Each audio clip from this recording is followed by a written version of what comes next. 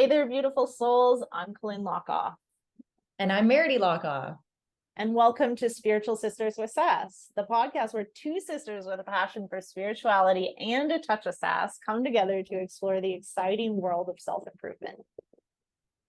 That's right, Colleen. We embarked on this incredible journey together, diving into different self-improvement techniques, yoga practices, and a whole array of life experiences. Yeah, and through it all, we've managed to create lives that are abundant, happy, and constantly evolving. It's been a wild ride, hasn't it, Meredy? You bet, sis. We've got two very different perspectives on life, but that's what makes this podcast so special. I'm all about diving in head first into life's adventures and embracing every challenge with a bit of sass. While Colleen here, she's got her own unique approach. Yep, that's me. And I'm all about the yoga, mindfulness, and finding my Zen. And together we make the perfect balance. So whether you're looking for some wisdom, a few laughs, or just some heartfelt stories, you're in the right place. We're here to share our personal experiences and insights with you, all while exploring the wild and diverse world of self-improvement.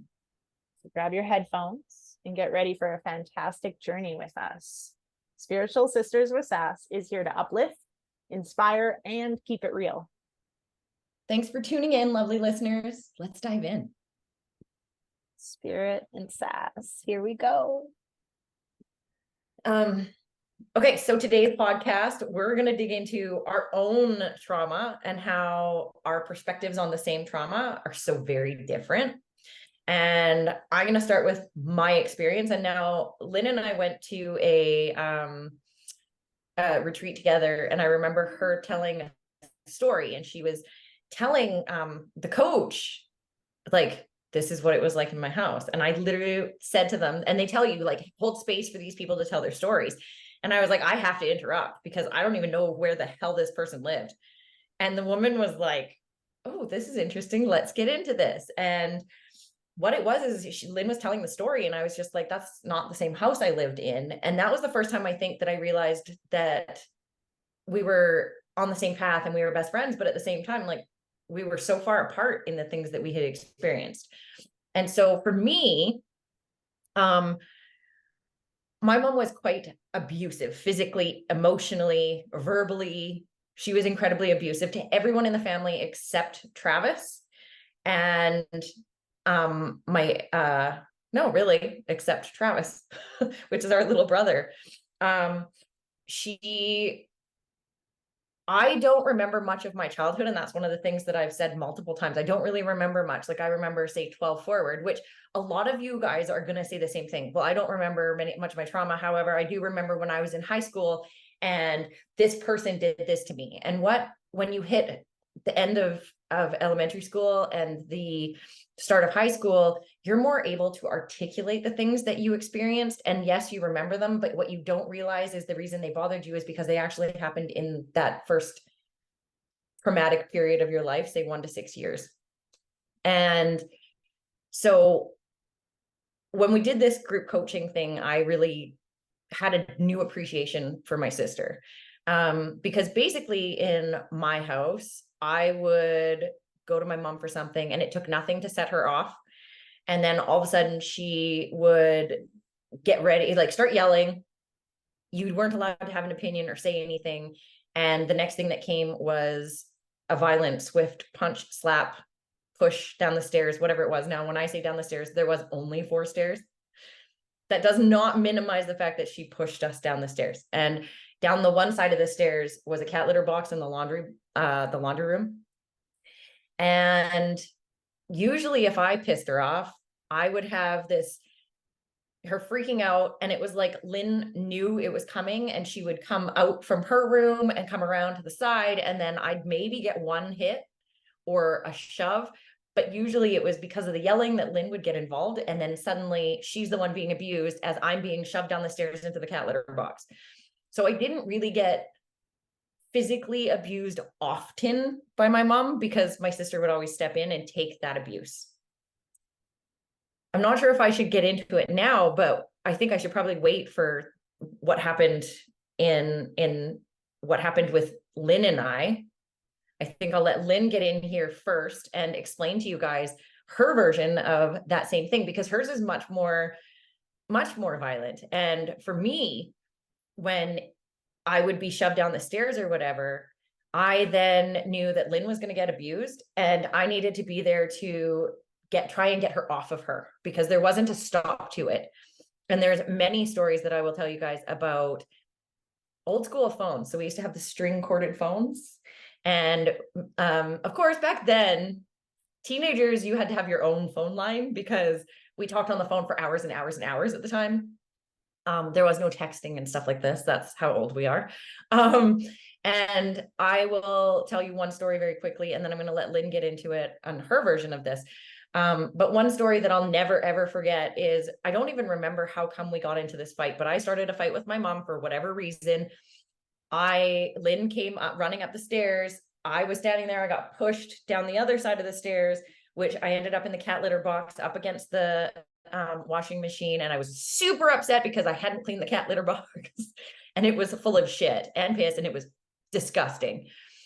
And I kind of got myself up, went into my own bedroom, and then I heard the violence getting bad at the top of the stairs. Lynn ended up running away and going into her own room, and I ended up chasing them into her own room.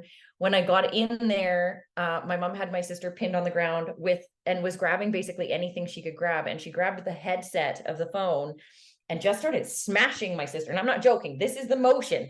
She was smashing her in the head with this phone. And so I grabbed the phone out of her hand and out of the wall, and I ripped it out of the wall and I threw it away. That didn't stop her. She just found the next thing, which back in the day was a white Keds shoe. And she just picked that up and continued the abuse of beating her in the head with this thing. And I remember yelling and screaming at the top of my lungs, because this was probably one of the more violent ones where she was so out of control that there was no stopping her at this point. But I would grab anything she got her hands on and rip it out of her hand before, at the very end of it, she turned around and came after me, which then, of course, Lynn stepped in and came back after her and got on her back. And it ended up this like thing for quite a while before somehow, I don't even remember how it ended. So I'm going to let Lynn tell you guys her version of her perception of how we ended up in these positions.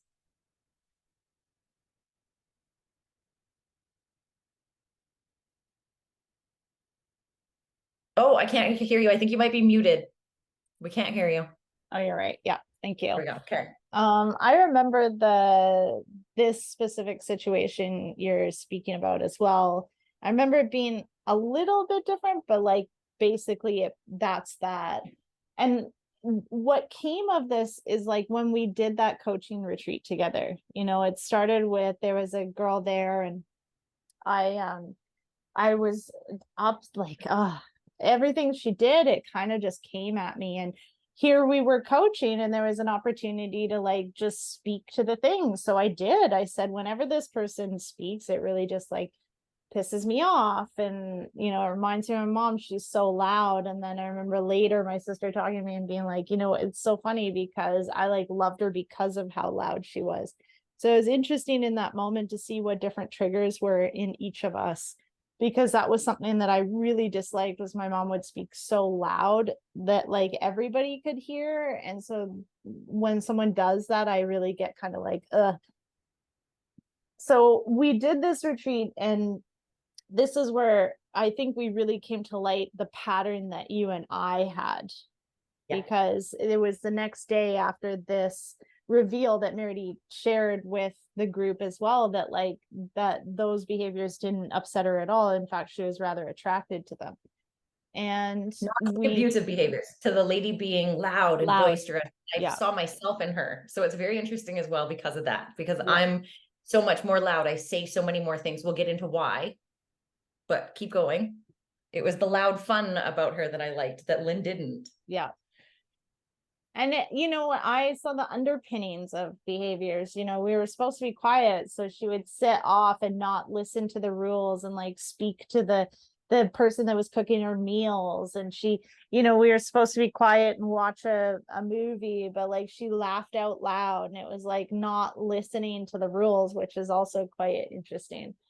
So that next day we're talking about it, and Meredith's memories are like the same and different than mine. And like where she goes is to me being physically abusive to her. And so as we're talking, it's kind of coming through like, but just wait, like, yeah, I was abusive to you, but like you always started it, because in my And head now, I argued hard and said, no, I didn't bring these on and I until. don't even say like always and never as a general, and that's where I was at the time of like, you always started it. And I remember, because I just remember so many times like grabbing onto my arm with these fucking big ass fingernails and They'll have digging them digging them in. And I would say, like, stop, I'm gonna beat the shit out of you. And she'd just like look at me and like, ugh. And like make so her bleed with my claws. yes. So then eventually I would get angry and I'd beat the crap out of her. And so we recognize that this was probably a pattern we had formed, in the fact that like I protected my sister from ever being abused, yet she would still receive that abuse because my mom would take it out on me. And then my sister would come and start shit with me and I would take it out on her. So it was interesting that even though I felt like I was saving her, essentially I was doing to her like the beating that I took, I would eventually give it to her anyways. And so then we saw like a very codependent behavior, not just between the two of us, but also like the behaviors that I had with my mother as well. Because, if you figured out, if you just cried, she'd leave you alone. So And Meredith I'm a figured crier. figured that out much quicker, whereas I would take my time, like, no, you can't make me cry. And that was like just a challenge, I think, for Yeah. my mom. Yeah. Yeah. And so we had many a physical altercation between the two of us. That being said, we did work through some of that shit, because there was, when we did that retreat, a lot of that shit surfaced for me in the way that, and it was actually on our last day that it was the day I actually shared, because the rest of the time I was fine. And then all of a sudden I was like, I'm just so tired of you acting like my mom. And then all of a sudden it was like, it all kind of surfaced. And I will tell you that after being coached around it, I do see where, yeah, the only way I felt like it was okay, because in so many ways, the way we received love was with fists. Because there was no I love you in our family. And I'm sure there's a lot of people that will say, yeah, that's pretty standard in our family as well, because that may have been the practice back then. But for us, as soon as like I wanted something from my sister, who actually ended up, what we figured out in this was she played more of a role in being my mom than she did my sister. And now I want to also tell you where the benefits, and no, I'm not saying go abuse your sister, but where the thing that I got out of having my sister do these things for me is that I always knew I was protected. Even if she was the one who beat me up, she was the one who beat me up. Nobody else was allowed to put their hands on me. And I ended up being the loud one. I ended up being the one who would stand up and be like, oh, you're going to mess with me? Watch, because I'm tough. And the only reason I'm tough is because you can't touch me, because my sister will kick your ass. And I ended up being allowed to say what I wanted. I ended up being allowed to feel what I wanted. I ended up being the person who, when we were on another trip to Amsterdam, and some lady, now this is really interesting because this is how we become aware of our patterns. And some lady cut in line in front of us. She was an Asian lady. And I understand that in various places in Asia, it's very normal for them to like crowd your space and touch you and do these things. And I don't like people in my bubble. And so this lady like cut in front of the line, and I looked at her and went, I don't think so. No, you can go to the back of the line with everyone else. And she was like, huh? And looked at me funny. And I was like, no, move. You can't just cut in the line. And Lynn kind of giggled beside me and then went, everybody always knows how Meredith feels. And I was almost insulted by it. And see, it's a pivotal moment for me though. And that's why I remember this. She wasn't being insulting. She was saying in her own way, I wish I could be that way too, because I didn't even notice. She doesn't say what she feels. She doesn't tell people, you know what, I'd actually prefer to do this. I will be like, okay, enough is enough. I'll be the first person to get out of a cold bath and be like, I give y'all permission to get out of the cold bath. I'll be the first person to speak up and say, hey, I have an opinion on this. And she will be the last person to say something. She will go with whatever everyone else is doing because it's easier, or was. And for me, I could do this because it was easy, because even if I pissed someone off saying the things that I needed to say, I knew that that one person had my back. No matter what, I knew Lynn would have my back, whether she was there or not. All I needed to do was go home and tell my sister, this is what happened. And in that moment that she said to me, everyone knows what Merity's feeling, I was like, you know what? Yeah. And thank you for that, because I am glad that I can tell you how I feel. I am not aggressive per se. I call myself assertive. I know what I want. I know what I don't want. And I will very clearly voice what I do and don't want. And I'm super grateful that I have that ability, and that she's the one who really helped me do that. Because if I had had the same trauma that of the physical abuse that she had received, because even in the physical abuse I received from her, I still could say what I wanted. I wasn't being beat up because I told her how I felt. I was being beat up because I wouldn't stop either. Because yes, I have these giant claws that I still have. They are incredibly strong, and I would make her bleed. I don't know why, but it was almost that same competition she had with my mom of, you can't make me cry. It wasn't that she couldn't make me cry. It was that, yeah, well, now I'm going to stand up to you because I can't stand up to her. So Lynn, you go ahead and give us some. Well, what this brings up for me is like recognizing the codependent behaviors that we created throughout life without even being aware. You know, like I've spent a lot of time in this last couple of weeks looking at codependency and what that really means, because I've always identified as being a codependent person. But I can tell you that I really didn't understand what that meant until just a couple weeks ago. And I found a definition that spoke to the fact that like codependent people are usually people that have suffered some type of trauma. And I mean, let's face it, like who hasn't suffered trauma? Even the trauma of non-trauma is a thing, right? Yes. So there's that. And the behavior is that basically one won't stand up or speak up for oneself because they're busy basically perpetuating their partner's behaviors. So I just had a client that I was talking to today in which, you know, she had gotten loud with her partner one time, and he said, don't ever do that again. And so for the rest of their relationship, she hasn't raised her voice, which means she can't say no, which allows him to continue to behave a certain way, and she won't stop it. That's codependency right there. And so there was a situation that we had, because it's just been us going through this journey of coaching together has been incredibly helpful and bonding and deepened our relationship, because there was the time that we were in NIMPO. So for a few years, we did family yearly vacations at my dad's. Annual reunion. Yeah, we would get together, and the whole family would get together, and you know, some people know what that's like. Sometimes that's awesome, and sometimes that's a lot of drama. And we're definitely taught drama. And so there was a time when my daughter had approached me that I wasn't standing up for her, that she felt that there were certain situations in her life where I was not being the mom that she was looking for. And she said this was with Merity, and then this was with her stepmom. And she said, you know, just because you were like actually punched doesn't mean that what's happening to me is okay, because her stepmom was physically pushing her. She gotten into some altercations with Merity, and she said, like, stand up for me, mom. Physical altercations. Not physical. We argued a lot, and we did kind of touch base a little bit on this in the previous podcast.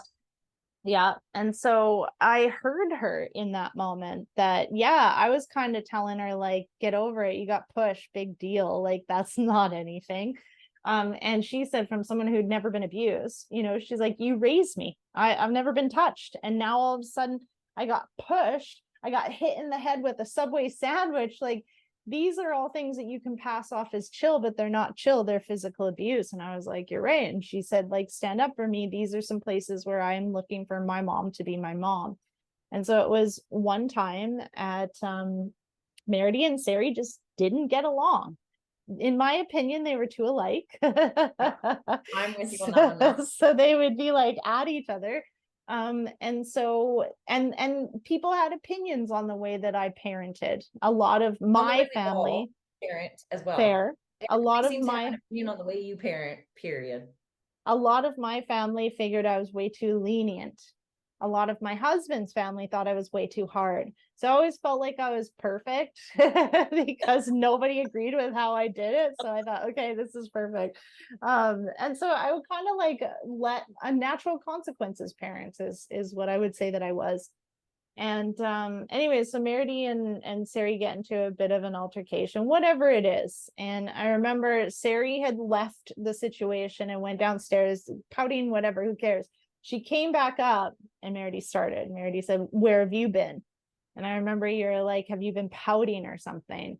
And I was like, "Stop it." And I remember your face was just like, and you're like, "What?" And I said, "Stop talking to her like that. I've taken care of my child. You don't need to. This is okay." And I think, and now this is my experience, and I feel like we've talked about it, but who knows? This could bring stuff up. My experience was I don't think I'd ever said no to you before about Certainly not in that way. anything. And so in that moment, oh man, like I had not seen you kind of lose your shit like that in a long I time. was pissed. I remember being pissed about it, like super pissed, especially because, in my opinion, at the time, she was such an asshole and she needed discipline and she was not receiving that. And what the way we grew up was you respect your elders, period. And this kid was not respecting her elders. And that was my biggest problem is I'm older than you, I have more experience than you. And I do sort of understand that perception. I don't necessarily think it's right. I do think we do need to respect people that are older than us and have that experience. But also, if someone's treating you badly, then walk away. And she did. But I was absolutely furious that Yeah. she was speaking up for her daughter being an asshole, and her daughter was being an asshole. But she was sticking up for her, and I was being an asshole. I definitely was not coming at it with love. I was coming at it with this kid needs to learn a fucking lesson. Yeah. And this is where she's going. And this is what I'm going to give her that lesson. Again, not my place to give her the lesson. She wasn't my child. Her and I have worked through a lot of Yeah. our shit as well. And we both acknowledge that we're very alike. And that's probably why we did exactly the things we did. And now as an adult, I can tell you that seeing those behaviors in her were the things I hated about myself. And I didn't think she should act that way. And so I would lash out because don't act like that. And the crazy part is when I look at it now, I was acting the exact same way as she was acting towards me back to her to stop her from acting that way. I mean, it's not crazy. So just be a little bit kind to yourself because that's the story is like you're crazy. You've been gaslit enough that you're crazy. So you can call being unconscious crazy, or you can just call it being unconscious and you're not in that space anymore. Yeah. And that I remember Paul saying that you would come over and him and Travis didn't understand even what you were saying. You were so upset. You were just kind of like, whoa, whoa, whoa. And I remember we were actually coaching with the same person. And when I first started coaching with her, she said to me, "When will you stop?" And I was like, "Never. I will never stop," which is something I hear from a lot of people on a regular basis, which is interesting. So I like sat with that. I will never stop. That's the kind of person I am. I like literally, you can't make me cry. Fuck you. And we made dinner and then I said, "Let's talk." And I decided I wanted to leave. I didn't want to be there anymore. I was pretty upset and I wasn't just going to stay there and have this which was a thing that happened on like mom's side of things is like, let's just brush it all under the rug and pretend like everything's okay. I'll just fucking ignore you. We're going to leave this alone for now. And when we come back to it, we're going to pretend it never happened. Yes. And that's just not how I think either of us roll. So I remember trying to talk to you and the only thing that you kept saying, "Oh, you were so upset and you're supposed to have my back. You're my sister. You're supposed to have my back." And I was like, it's my daughter. And you're like, I don't care. You're supposed to have my back. Like, it was such a clear trauma response, but I wasn't aware of like trauma responses and such at the time. Yeah. And I did my thing. I avoided, I needed to leave. Let's get out. So I pack up my family and we leave. And I'd been nursing in Emerge for 17 years by then. I'd seen crazy ass shit. And my family, I'd come home and talk about, oh, dead babies, oh, this, oh, that. It was amazing. It was so, what an experience. And I should probably cut out that word, trigger word. But that's what happened to me. I've experienced a lot. And instead of emotionally like addressing it, I bypassed it and I made it like cool or whatever it was. I don't feel that way anymore. Anyways, I started to cry and my family had no idea what to do because I don't think they'd ever seen me cry like that before. And I remember thinking, this is where I'll stop. I don't want to do this anymore. This was incredible pain because it felt like I had behaved that way by saving Meredy because it gave me something to live for.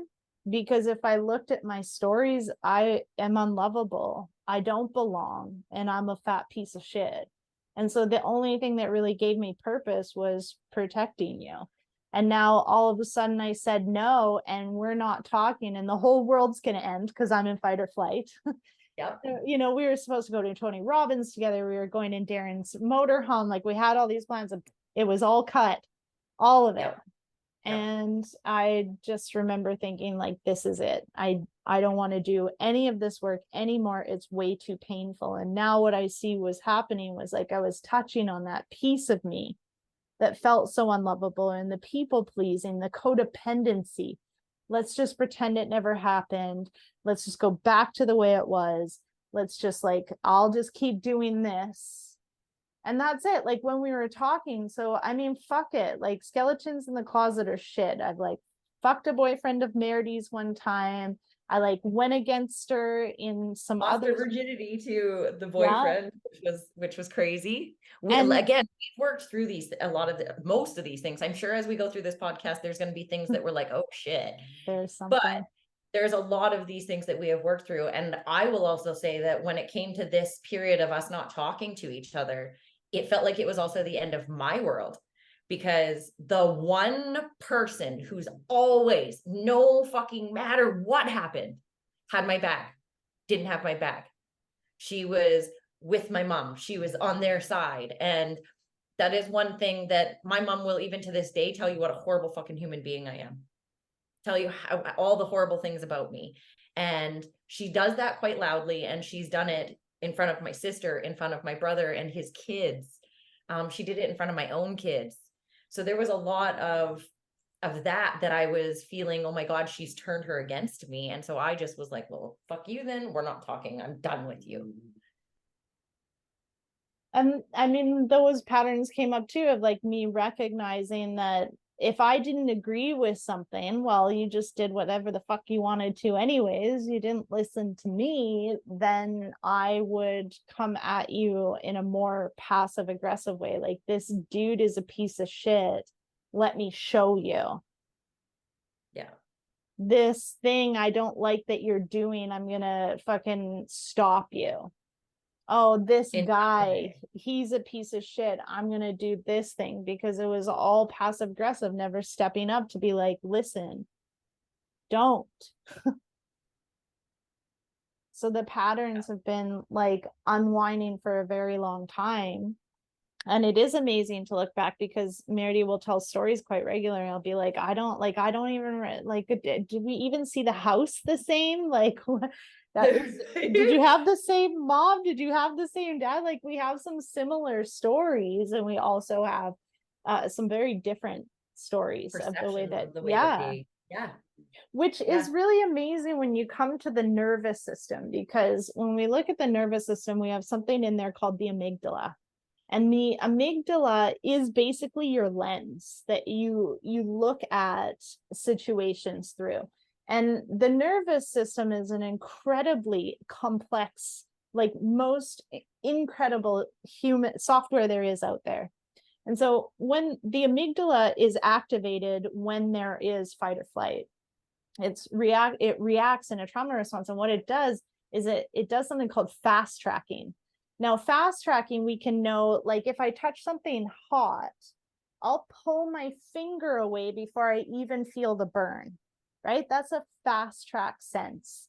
So the amygdala will do this. So let's just say, you're walking down the street, you hear dogs bark, and then you get attacked. Okay. 6 months later, you're walking down the street, you hear a dog bark, you immediately go into fight or flight because the nervous system is ready to protect you for when you get attacked. The fast track that's formed from the amygdala bypasses the frontal lobe, which is logical thinking. Yes. So these patterns being, almost like turned into paved highways, that's where we go on a regular basis. I think the work really that I've recognized now is recognizing when you're in that pattern, that the lens hard, because your brain is not holding on to logical thought anymore. So for you to recognize I'm in fight or flight, and that I'm no longer in logical thinking and I need to get to logical thinking is logical thinking. And the blood has left that part of the brain to go save your ass. To form a new pathway now. And that's what I talk about, is like the patterns, and the patterns, how they can be applied in so many different situations, the situations being different, but the narration, basically, it's like the same. The story's the same. It's just the narration is different. And so as it applies to this, the amygdala is still firing like, oh shit, we're going to die. Save yourself. Yeah. That's it. Just fight, flight, or freeze. And I will tell you that I am the queen of freeze. I freeze everybody out. I cut you off. I'm done. Or I'm ready to fight. I am not going to run from you. I'm going to fight to make sure that I win. That is my go-to. Whereas I feel like you're a runner. You're a flight. Get me the hell out of here. Like avoid. I mean, what do I do? What am I doing as my main exercise? She's marathon training. Yeah, super interesting. Also, while we're on that part, there's some touch techniques that if you feel like you're heading into fight or flight, if you're triggered by something, if you take all of the 4 fingers that you have and put them on your forehead, you'll notice that even, for example, when someone's stressed out, you'll see them kind of grab their forehead with their whole hand. If you do that with the tips of your fingers, you can actually kind of force the blood to stay in that frontal lobe, allowing you to be more logical. So there are physical things you can do to help with this, which is also why you automatically will grab your forehead and kind of be like, oh my God, what is happening right now? It helps hold the blood and the energy in the frontal lobe so that you can be a little more logical. And that's been coming up so much in like relationship, when there's a situation in which we're going to have an uncomfortable conversation. My old school, like save myself, protect myself, shut down wants to kick in, run wants to kick in. Like this isn't working. Don't tell anybody what I actually feel. I'm just going to shut up and go with what works, because then I avoid conflict. And that's the one thing too. I don't avoid conflict. I don't enjoy it anymore. I do not enjoy it anymore. And it definitely does like a physical thing to me where I get like, oh God, here it comes. But when we were kids, we were addicted to drama because that's what we were taught. We were addicted to the drama. We were addicted to the noise of it, essentially. And when I started to move out of that, learning that the drama was only bringing more drama, because my approach to this came from The Secret and the law of attraction. And in my mind, it literally, they said, once you get to 50% positive thoughts, it'll be great. Like basically it snowballs. And it's true. It took me a year to get to 50% positive, because every time something negative would come in, I'd replace it with something positive. And after about a year, I started to be a more positive person for sure. But also I was shoving down my dark side. I pretended that stuff didn't exist. And doing this work has really shown me that you have to have dark to have light. You have to have, for me, if I didn't have the trauma that I had, if I didn't have the whole experience of becoming who I am, I wouldn't be who I am. And that's not thanks to my mom. Though I will say I have found a way to be grateful for growing up the way I did. I may not have fully forgiven her, especially because it's an ongoing thing still to this day. But I find that now, though I'm grateful for having the experience that I've had, I'm more grateful that I had that experience because of who it's made me. And that's not thanks to my mom. That's not thanks to anyone except seeing my own patterns and choosing to change them. See, and that like brings up just a little like call out on your words, as you said that those situations made you. And that's giving all your power to outside experience. Like, okay, so at some point, yes, those situations did make you, and you woke up to it. Yes. And you started to choose different. And now you are who you are because of you.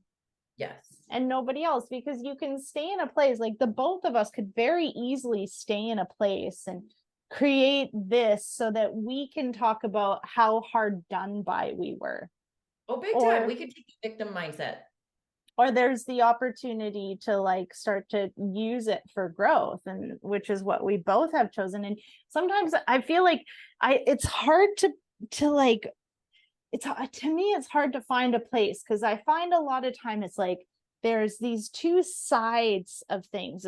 It's like when I hear victim mindset, like I get it because I've been in one a lot, and I sometimes that's my go-to for sure. Like I'm a victim and I'm gonna run, and therefore I don't want it to like ever make it so that someone thinks that all that they went through doesn't count or doesn't, isn't worthy of something. And there's also an opportunity, and where I found it was recognizing the soul's plan. The idea that before I came here, and this is where we get into the spiritual aspect of things, is like I chose my mom, I chose my dad, I chose you, I chose my brother, I chose the sister that we didn't know about for a long time and still don't know very well. I chose my kids, and they chose me. Like that we then came into this world with free will, and yet a destined path to come down to get us closer to, and I think ultimately loving oneself. Agreed.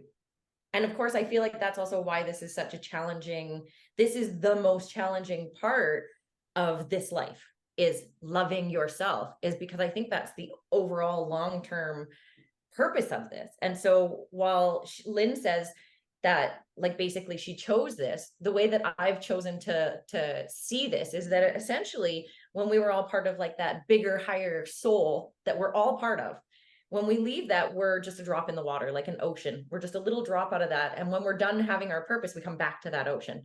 I also believe when we were part of that, you were given, say, 5 different movies you watched, and those are the lives you could have chosen from. And I saw this one and said, I want to do this one. Now, when I came to that piece, suddenly I was like, okay, I have to take responsibility.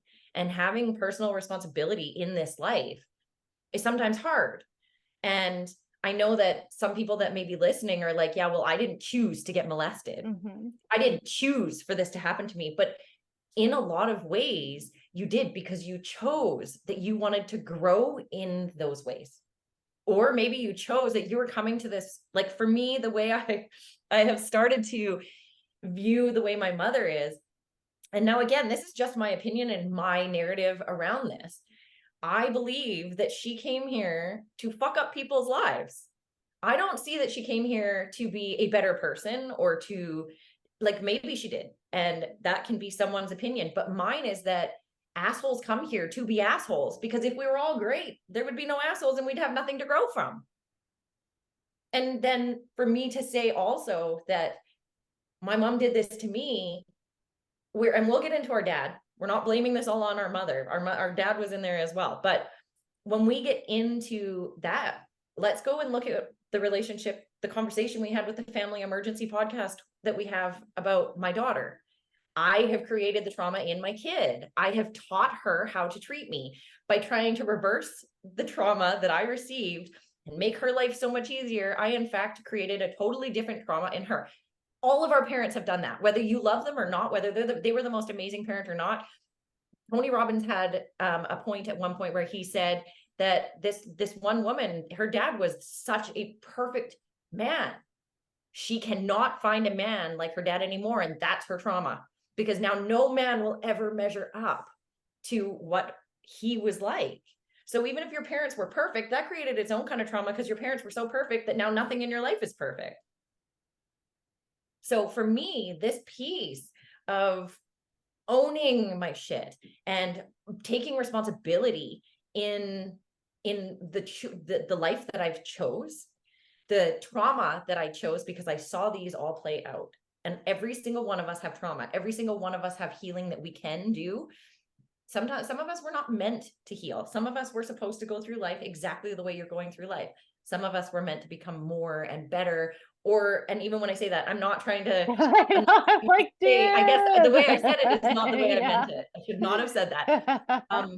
I chose to work on who I am because I didn't like who I had become. There you go. That is a much better way to say it. So what I meant was not quite that, but there are people that you can listen to this and be like, yeah, well, none of that's for me. And I understand that, because not everybody was supposed to do work on themselves. That's not your purpose here. Whereas some people's purpose is, and I feel like my purpose is to work on myself and then share that experience with other people. I want to touch on the piece of like in the beginning, because I brought this up enough in group to know that saying like, let's just talk about the choosing of the trauma, the choosing of the families, right? Like you said that, no, you didn't choose to be molested, but you kind of did. This is an idea in spirituality, and spirituality has so many roots. And so let's just say you don't buy into that, and that's cool too, right? It's not like we're saying, the idea is like, we come here to learn lessons, and your childhood sets you up for the rest of your life. I can talk about the picture of you, and I'll put a link for it. It's really great at explaining about like how like between 9 and 12 we kind of seal off everything we've been taught.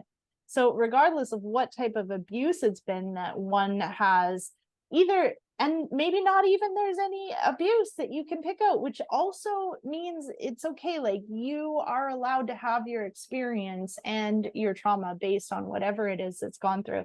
If you don't buy into that you chose all of this, that you were born and you were the victim to the situation that happened, that also is like understandable. You don't have to think there's a soul's plan. The reality is that this is what's happened, right? Trauma isn't what happened to you. Trauma is what you do with what happened to you. And then the trauma work is to start to release that which has been stored in your body, because that's what keeps coming up. So regardless of what happened, we've been through a lot. Like we said, we haven't even talked about our dad yet, which I think Yeah. is going to be our next conversation, and not even to a place of like shit talking our parents, because we're not even, I mean, we're getting into a bit of stories, but like, it's more about the realizations that we've had from our parents. We have families, they have as much access to this shit as anybody else. And so, Yeah. I do have concern about like, oh my God, Brookie's going to hear this. Oh my God, my mom's going to hear this. Oh my God, my dad's going to hear this. Oh my God, they're going to be hurt, which is what it is. Here's the conversation that we can have, or we can continue the abusive patterns that we've had. Yeah. So the piece is like, nothing is ever downplayed, regardless, like you chose this or something. You can buy into that or not. I think that's a way that we've been able to forgive, or at least I've been able to forgive, to move forward with relationships of like, okay, I am who I am because of where I am and what I've been through. And I've chosen to like wake up to what I want. And then I can keep blaming myself being unhappy on my childhood, or I can start to recognize I had a childhood and now I get to do what I want. And I think that's like the important part, regardless of what did happen. for me, when we're talking about that, like where you chose this, I think the biggest piece for me of that is that I can then take responsibility. I'm no Yeah. longer the victim. And when I'm the victim, I have zero power in any of the things that are happening. Then I feel like all these things are happening to me and why me and for me. Whereas if I'm not the victim, if I can take responsibility and see, okay, well, I chose this, and then start questioning why I chose this. Now I can see that there's lessons in it for me and I can become a better version of myself. So for me, that's where this came from. And I did listen to a podcast with Oprah that I encourage you guys to go listen to. It had this lady who had been talking about being molested and how she needed to take responsibility for that. And at first, I was absolutely repulsed by her. And I was like, how can you say this? But what it came down to for her, and again, this is not my that podcast, I encourage you to go listen to. For her, she said taking responsibility for the fact that I didn't tell someone. And now that's going to be, I think today's podcast is probably going to be the mom podcast. And next week's podcast is going to be the dad podcast. And we're going to have a friend, one of my best friends on, and we're going to talk about some of her deepest traumas. And that's going to get deep. And there's some vulnerability that's going to be in there from all of us in this, and how we can take responsibility, which then allows us to move forward. Because if you're always the victim, you can't move forward from that, because it's always happening to you and you're always the person it's happening to. And when it's happening to us instead of for us, I feel like I just had zero power to come out of that, because there's nothing I can do when it's happening to me. Yeah. It's a touchy subject. It's like there's these pendulum swings to like this is how I've looked at it now. We've got Tony Robbins, which, I mean, we've spent a lot of time, money, and energy with Tony Robbins. Right. And then we've got like the opposite side of things, which is, I don't even know what to say it is. It's like this very soft, fluffy, I could add some descriptors that show my judgment around this other like soft, fluffy side, which I think is important for a lot of people. And then I think there's right in the middle, right? There's this like recognizing that we are responsible for where we are right now. That's what we've got. Yes. Regardless of what's happened, here we are. And now what are you going to do moving forward? And so I kind of think that I like take the middle road to, we also can't be so freaking harsh that it's just like, it happened to you, not for you, or for you, not to you. Now like move on and fucking conquer the world. And that's a little bit like, wait, hold on though, because then I see these in AA, we call it a dry drunk. It's someone that's quit drinking, but they're still fucking drinking 8 cups of coffee with like 4 spoonfuls of sugar in it. They're still eating everything, in their face. They're having sex with a bunch of people. AA is now where they're like meeting and dating people. So, whoa, wait, you're still being a fucking addict, but you're not drinking. So good for you. Right? Yes. And for me, that part, especially being an addictions coach, I have a lot of people who will come in to have their treatments and they'll be like, okay, so I'm going to just stop whatever, heroin, I'm just going to stop cocaine, I'm just going to stop drinking. And I'm like, okay, but we're treating you for all of your addictions. So we're going to treat you for your smoking, for that, for your drama. Are you willing to do the work to move through all of these things? Because to me, even if you're not actively using one, you're still actively being an addict. And that is the big thing, because it gets really, really hard when you stop being an addict. Because now you're changing a lot of behaviors instead of one. Your whole life, you're changing your lifestyle. Yeah. Which is why I think like AA, yoga, permaculture, they all call for a design for living, a way to live, because you have a design. How's that working for you? Right? Yeah. Well, guess what? If you go find out permaculture, that's a way that you can live. If you go practice yoga, not just go to a yoga studio and do some asana and be really fucking awesome and look great and be thin. Like there's more to yoga than just that piece. And then also with AA, it's a design for living. Here's a way we're going to look at all the things so that you can look at the root of why you drink in the first place. Yeah. And the root of why you have all your behaviors. Yeah. Your drinking is just one of the things that you're using to get rid of this feeling. And with many of the addicts we deal with, okay, well, I'm not drinking. And then something stressful happens and they start shoving their face. Yeah. And that's another way to get the endorphin release Yeah. that you're looking for that helps you avoid the actual feelings that you're having. And I think that we are such perfect examples, hi over here, of masking the actual feelings that we're having or just shoving them way, way down and being like, no, that doesn't exist for me anymore. And that's not how we move through it. Actually sitting in the discomfort, like literally because of our last podcast, I have had to sit in so much discomfort and make choices with my daughter around how we're going to move forward. If we're going to move forward, what that looks like to move forward, what my boundaries are going to be when we come back together. And I do say when, because I know that she will figure out whatever it is that she needs to figure out. And when we come back together, we need to have some hard conversations about what it's going to look like moving forward, because I have perpetuated my mom's pattern of allowing things to happen. I throw a fit about it and say, no more of this. And then I come back and go, okay, we're just going to sweep it under the rug, because it's easier for them to deal with if I don't hold on to these boundaries. So I get mad at you because I let you treat me a certain way. And this is in a lot of places in my life. And I'm going to say the biggest piece for me of changing and setting these boundaries has been learning to love myself. And though this is the biggest challenge that we all face, one of the things that has helped me reprogram my subconscious is sleep meditations around loving myself.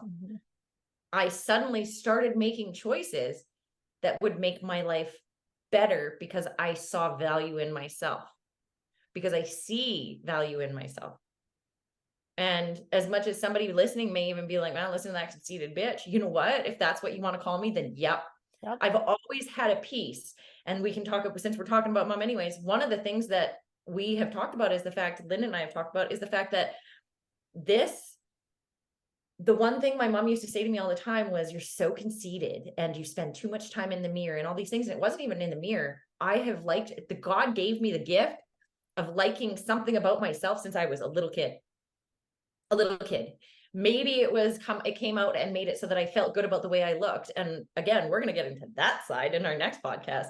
But for me, it had a lot to do with this I don't know exactly, but that I liked myself, and that my sister empowered me to be able to say how I felt. My sister empowered me to be able to do, whatever it was that I needed to do to feel good. And I have liked myself.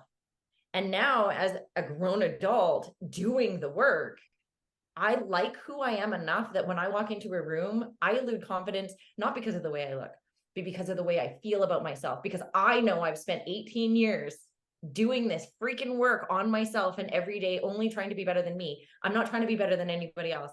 I only want to be better than I was yesterday. And I will tell you, I'm awesome at failing as well. I try to fail forward. I will say that. Failing forward is probably the best way to fail, because at least you've learned something from your failure. And for me, that's been major. But this sleep meditation, which really I have to, again, my sister inspired it. When I went to Costa Rica and spent 2 weeks with her, she climbed in bed one night and was like, whether you like it or not, this is what I listened to. And I was like, all right, I'm down. And I came home and I think today is a day 121 since I was there, that I have been listening to sleep meditations. I'm on day 121 of committing to myself, is what it is. And it's a 1-year commitment to myself that may continue. And we both have talked about some of the changes that I've made that neither of us expected. And a lot of them I contribute to that sleep meditation about loving myself. Have you noticed any changes in yourself listening to that specific sleep meditation? Well, I don't, this isn't like new though, I discovered one by Louise Hay. And it says basically like, do this for 30 days and it'll change your life. And it was 2015 that I did that. And I remember I was living in the townhouse in Chilliwack, and it had come to my awareness that, when we go to bed at night, that's often the only time that we are quiet and with ourselves to have the opportunity to relax before we fall asleep. Well, most people are so full of white noise that that's when anxieties start to come up, because the part of you that hasn't been heard all day is like, okay, you're finally listening. I can't believe you said this today. And oh my God, you went and did that. And you spent way too much money. I can't believe you did that. And oh my God, did you hear what they said? I think they hate me. Like, it's the time that we allow ourselves to be heard. But Yes. because we speak a different language than us, like our own bodies, what we take as like anxiety is actually just like a discharge from the nervous system. Instead of letting it out, we'll keep it in there, put on some Netflix, put on something loud, something, so we didn't. So there's a whole bunch we can talk about, because there's an idea of like not watching Netflix right before you go to bed, but allowing that space and time to hear what that voice inside you wants to say. So That you you've can been start trying to shut up all day. Yes. So you can start to pay attention to like, oh, when I'm not paying attention, this is what's going on inside my head. So we go to bed, and what we usually do is start to think about not enough. I didn't have enough this. I don't have enough money. Like, we're stressing about the things that we've thought about all day. So now subconscious mind stays awake, conscious mind goes to sleep. So the subconscious mind for 8 to 10 to 6, however long you sleep, hours, is like not enough. It's not enough. I didn't do enough. I'm a piece of shit. Oh my God, I can't believe that. Because again, back to the nervous system, we have the hippocampus, which is actually the lens of the amygdala, helps us to store our memories based on what our lens is. So if we're fearful, we're storing our memories filled with fear. Watch Inside Out by Disney. Like, it's a Disney movie, Inside Out. It's so good. It explains like this in such a great way. So now we move, while we sleep, the memories go from short term to long term. So we're storing them, and the amygdala is like tainting the memories with whatever our lens is. So that's what we do. So we dream, and the subconscious is talking to you, and then you wake up in the morning. Now, I want to know what you think when you open your eyes. Your alarm goes off and you open your eyes. I didn't get enough sleep. So you're already behind now. You just started your day with that. The first thought is, I'm behind already. So switching into these meditations, it's like you're giving direction to your subconscious mind while you're sleeping, and you are replacing the amygdala as the memories are downloaded from short to long term. You are now storing memories with a self-love lens as opposed to a fearful lens. So after some time, what does start to happen is you wake up and you're not necessarily thinking about how you didn't get enough sleep. You can start to look at like, oh, wow, like for you, oh my gosh, I have my dog here with me. How amazing. She's so beautiful. I'm so glad I have this time with her, as opposed to, fuck, I would rather sleep for another 2 hours, or, oh God, I got to do this today. So yes, I do experience shifts, especially when I go without them for some time. I've been employing this for like, that's like 9 years. You said 17? 2015. So 2015 is, so that's 8 years ago. Yeah. So I only just started the sleep meditations. Meditation is often one of the things that we, everybody recommends, but we don't find time for. Yeah.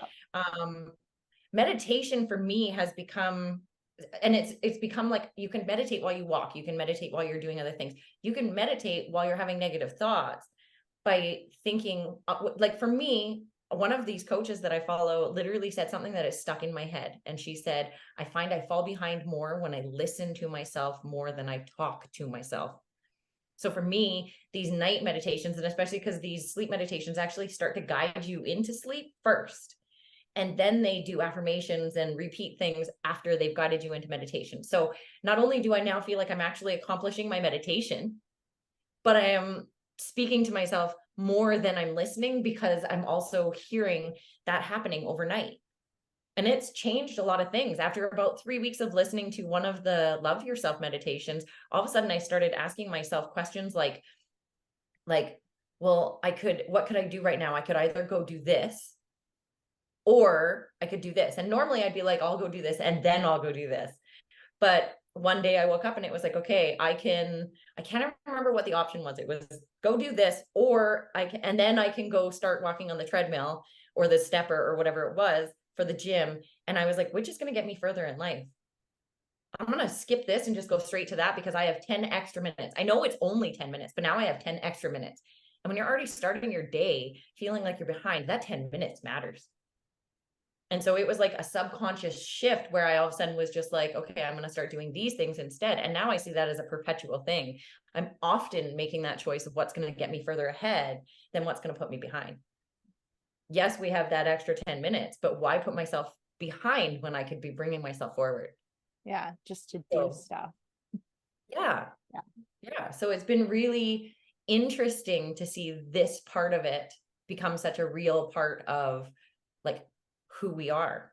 Mm-hmm. And it's been one of the easiest reprogramming shifts that I've used so far. So I definitely encourage people that are following us to try these sleep meditations, because this is not a I had somebody who said to me, no, I'm going to do the work myself. And I was like, have you noticed how that's going for you?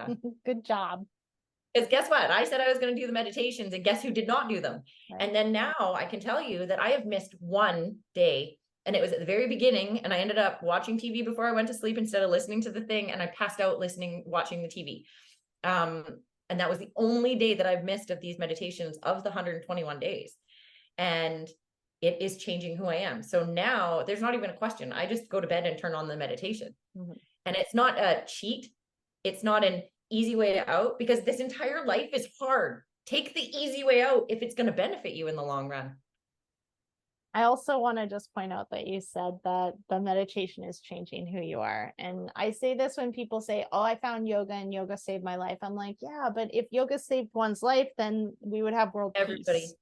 Yeah. So you have to go to yoga. You still have to press play. So you are changing your life by listening to these meditations. And it's making me make the choices to continue. There it is again. Life. It's making me. No, I'm making the choices by doing these things. Yes. They're helping me to continue to make the choices to change who I am, to love myself. And I have to say that this part of loving myself is probably my favorite part of this journey so far. I think this is perfect. So I think that this is going to be where we came from, mom edition. And next week, we're going to do where we came from, dad edition. So Thank you, everyone, for listening and joining us on this lovely journey. Yeah. Talking to you next week. Thank you for joining us on this spirited journey today. We hope you enjoyed diving into the world of self-improvement with us.